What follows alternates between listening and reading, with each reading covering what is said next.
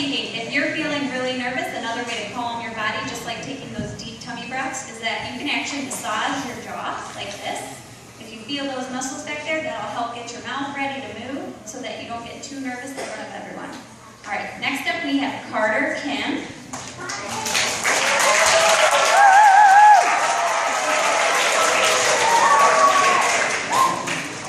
Hello, if you don't already know me, my name is Carter Kim. Today I'm going to present my speech on a man you might not have heard of. I want you to raise your hand if you've ever heard of the name Louis Zamperini. None of you have heard of Louis Zamperini, and that's exactly what I was expecting. I wanted you guys not to raise your hands so I can teach you more about him today.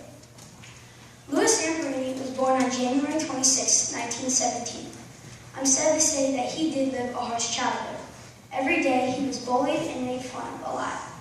This later caused him to get into a lot of fights. He was also a big troublemaker in and out of school.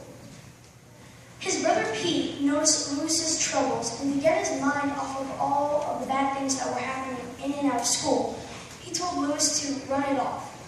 Louis literally did that by joining his brother Pete's track team. In track, Louis realized how fast he was compared to a lot of other kids running with him. So he decided to keep running, and he kept on running, later using his skill to even get a scholarship into the University of California. But Louis Zamperini did not stop there. In 1936, he even entered the U.S. Olympic track team. In track, Louis was very fast but was always beaten by the famous African-American Jesse Owens. Even though he was beaten, Adolf Hitler noticed his speed and told him face to face, "You're the boy with the fast finish." 3 years after the Olympics ended, Louis entered the U.S. Air Force. He decided he wanted to defend our country during World War II against the Japanese. He became a B-24 bomber that flew huge planes. On one flight mission, his plane was going fine until it started to fail because his engines were going out. The pilot quickly landed the plane in the water where he thought it would be most safe. Sadly, Louis was only one of the 3 survivors that survived the plane impact. Quickly, he salvaged an inflatable raft from the plane right before it exploded. On the raft, he had no food or water, so he had to save rain as his water, 7 birds, a shark, and 3 fish to eat as food for 27 days that followed.